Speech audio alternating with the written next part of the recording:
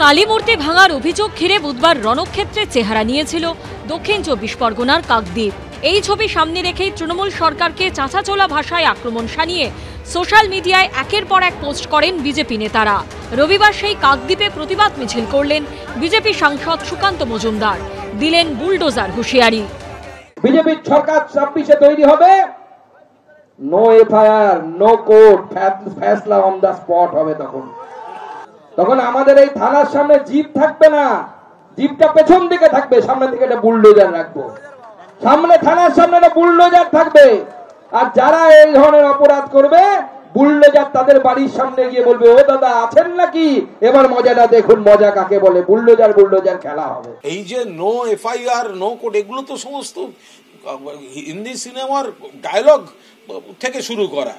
তা ডায়লগটা শুনে রেখে দিন সুকান্ত বাবু, যে মমতা ব্যানার্জি जहां खड़ा होती है लाइन वहीं से शुरू होती है। বুধবার সকালে কালীমূর্তি ভাঙার বিষয়টি নজরে আসতেই ক্ষোভে ফেটে পড়েন এলাকার বাসিন্দারা। ভ্যানের উপর ভাঙা মূর্তি রেখে রাস্তা আটকে চলে বিক্ষোভ অবরোধ। এরপর ভাঙা মূর্তি প্রিজন ভ্যানে তুলে নিয়ে যায় পুলিশ, তাতে ক্ষোভের আগুনে ঘি পড়ে। প্রতিমা ভাঙার অভিযোগে নারায়ণ হালদার নামে এক স্থানীয় বাসিন্দাকে গ্রেপ্তার করে পুলিশ। তার রাজনৈতিক পরিচয় ঘিরেও তৈরি হয়েছে বিতর্ক। এখানে মূর্তি ভাঙা হলো, বলল নারায়ণ হালদার নাকি জড়িত। দেখুন, নারায়ণ ভেঙেছে না নুরুল ভেঙেছে এই নিয়ে আমাদের বক্তব্য নেই। আমাদের বক্তব্য হচ্ছে কেন ভাঙা হবে, এটা হচ্ছে বক্তব্য।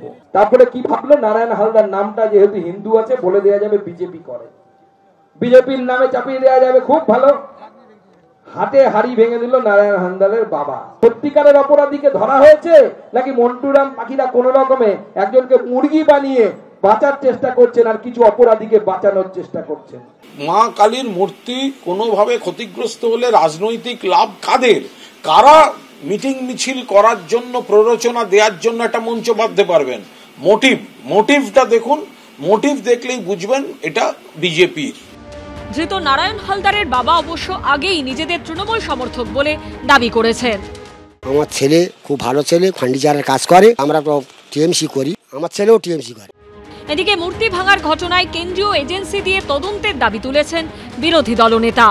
নারায়ণ হালদার এটা করেনি, তার পরিবার তৃণমূল করে এবং নারায়ণ হালদার নিজেও করেনি।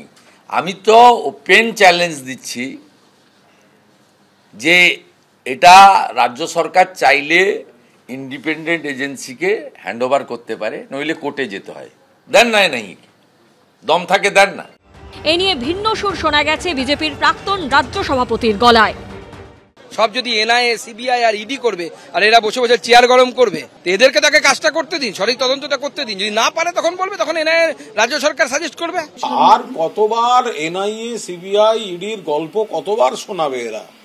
ভোট এলে শুধু তৃণমূলকে একটু উত্তপ্ত করা, নেগেটিভ খবর ছড়াবার জন্য দু চারজনের বাড়িতে গিয়ে জল মিষ্টি খাওয়া, এর বাইরে তো কোনো কাজ নেই। শুভেন্দু বাবুরা এই সিবিআই, এনআইএ বা সেন্ট্রাল এজেন্সির কথা বলবেন, ততবার প্রমাণিত হবে যে ভোটের আগে এই এজেন্সিগুলো বিজেপির শাখা সংগঠন হিসেবে ব্যবহৃত হয়। কালী পুজো হয়ে গেছে, তবে মূর্তি ভাঙার অভিযোগ ঘিরে এখনো ক্রমেই চড়ছে রাজনীতির পারদ। শিবাশিস মৌলিক ও অনির্বাণ বিশ্বাসের রিপোর্ট, এবিপি আনন্দ।